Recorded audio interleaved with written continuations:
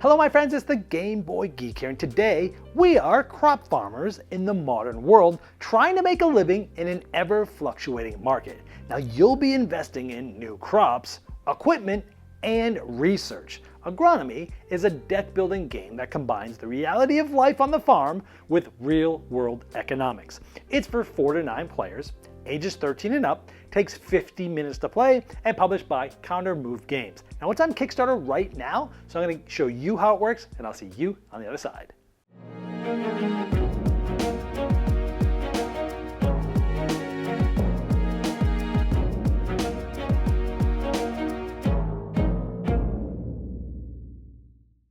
This is a Kickstarter preview, so all the art and components you see here are not final, they're prototypes. To see all the most up-to-date art and components, check the Kickstarter link in the description of this video.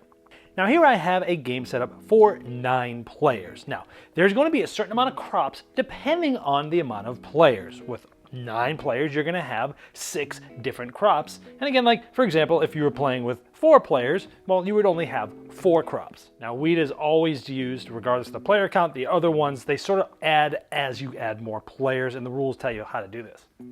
Now, each game there's going to be 3 types of equipment available to possibly buy. And again, this can change from game to game. Also, 3 types of market cards. There's a whole deck here, but they're all the same cards in standard deck building fashion. And then there'll also be 3 different types of research cards. Again, you can change these, either select them specifically or use a randomizer to kind of select this up. I have it set up for sort of the beginner game.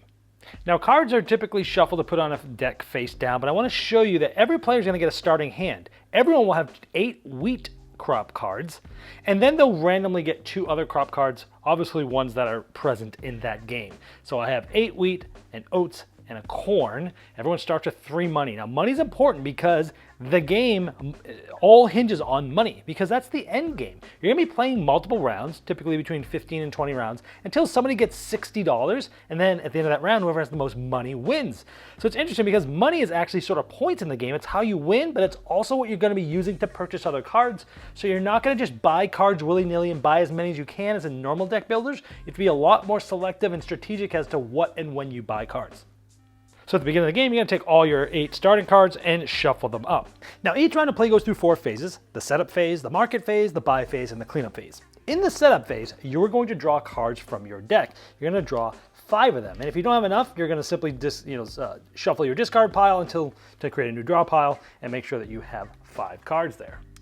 Then, from those cards in your hand, you're going to decide what order they go in, because some cards will say things like they affect the card to the left and such. So you can put them in any order. Then you're going to decide which ones you're going to play and how many. You don't have to play them all. You can decide how many or which ones to play.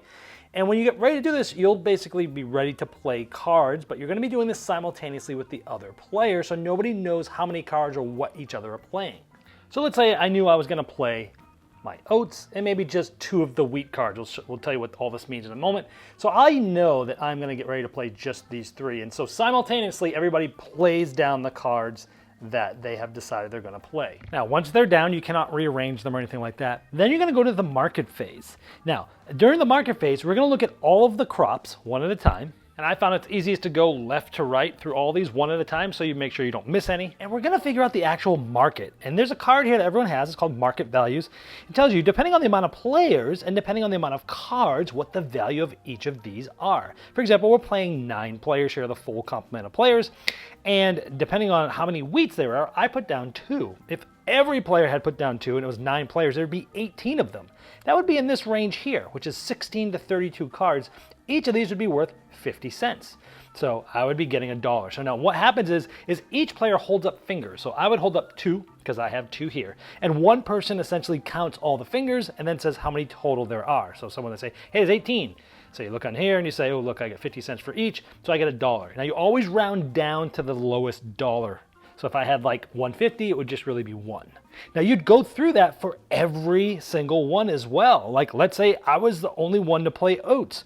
Well, even if there's between 1 and 3 of them, they're unique, and I would have gotten $3. So at this point now I'm at 7 because we actually started with 3. So it's interesting is when you have cards, you're trying, if the more you play, the less they're going to be worth, and you kind of get in the heads of other people what you think they're going to do and what they might have in their decks and things like that. Now there's many cards that affect things in different phases, like the setup phase, like the market phase, and even right after the market phase. We're just keeping things very basic here. We'll talk about some of those later when I show you some of the other cards. So now we're going to go to the buy phase, now that everyone has money. So at this point, players are going to simultaneously buy cards. And as you can see, a lot of things are simultaneous in this game, which is why you can play it from 4 to all the way up to 9 players. Now, as we can see, the 3 equipment cards all have things that say remains in play. And that's because these equipment cards, once you eventually play them, they're going to go off into a sort of a side spot next to you. That's going to be your equipment area.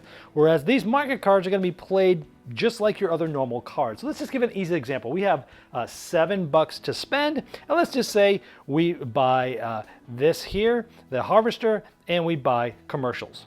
Now the cards that you buy go into your discard pile, as well as right after you're done, you go to a cleanup phase where all the cards that you've played that round, the ones that are still in your hand, they all go to your discard pile as well. Then you go to the setup phase again, and again, you draw up to 5 cards. If you don't have enough, you'd shuffle this, create a new deck, and you might be getting some of the ones that you've bought recently. So now that you know the very basics, I'm going to start showing you what some of these cards do and some examples of these. Now keep in mind, you can always buy the crop cards, and again, everything to the right of wheat, there was only 2 of those each to sort of start the game out there. So the rarer they are, the more money they get for each of them. So you might want to sort of focus on one of these that no one else is focusing on, or so on and so forth. But buying crops is a big thing here. And remember, as you're spending money, I just spent all my money. Maybe not the smartest thing to do because money is how you win. So you need to spend money very judiciously in this game. So let's just say it was a future turn. I played all 5 cards left to right, and we start going through. Now commercials here, this increases the market value of the crop type to the left, which again is one of the reasons why putting them in order is very important. So it's going to increase this crop by 1. Let's say there were 3 people that did oats. 9 players, it's going to be $3, but because of this, it's going to be an additional $1. I would have gotten $4 for this, for example. Everything else scores, has a market value of how I already mentioned it using the market value table here. Now remember, I bought the harvester. This went into my equipment section, and it's going to allow me to buy a single crop card for $1 less, but never less than 0. So I could buy this for 2. But let's say I get more harvesters over the course of the game. Maybe I get 3 of them, right? And now this crop card, it can never be less than 0, but I can get a single oats for free, for example, or any of those crop cards. Now the sprinklers, if this is my equipment side, this is what I played this turn, this remains in play and it doubles the first non-sprinkled crop card, and it doubles that count towards the market. So normally I would have 2 oats and 2 wheat, but because this one has been sprinkled, sprinkled by the sprinklers, it's going to double. So this is 2 of them, and this is this. So I have 3 oats and 2 wheat. But let's say I had a second sprinklers. Now this one is sprinkled from this one is sprinkled from this, doubled. So this is going to be 2, this is going to be 2. So I have 4 oats and now 2 wheat.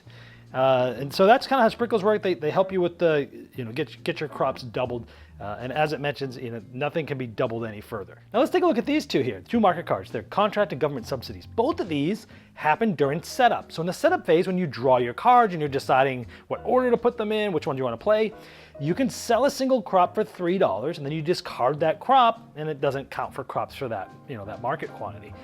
So you could get rid of something. So if you have something that's, like a wheat that's going to be maybe a quarter or 50 cents, you could, sell it for $3 with that contract. Pretty nice. This one during setup, you gain $2 and you get to draw an additional card. Now let's look at some of these research cards. Now these, typically a lot of these affect other players. But now these ones here, all of these happen after market, which means right after you've done the market, people have gotten their money, but right before you go to the buy phase. Like this one says you can steal a crop card played by another player this round, but the player cannot be the target of multiples of these. So one person can't just get beat up by a bunch of these. Now the agronomist, this allows you to take either 2 crops that you've played that round, or a crop and or a research card, and put it right on top of your deck, essentially getting it again next round. So let's take a look at biocrops here. Let's say this was the order you played some of your cards this round, and after the market phase, right at the end of that market phase, you're going to target a player, and then they must pay you $1 for each crop they have that's matching the crop to the left. In this case, the wheat was played right before this, and so now you target a player, and for every wheat they played, you get $1, for example. And much like the corporate espionage, a single player can't be targeted by multiple biocrops, just to make sure someone doesn't get beat up badly. So let's talk about how you can sort of combat some of these cards that affect other players. The warehouse, it's an equipment, so it goes into your equipment space. It's always in play.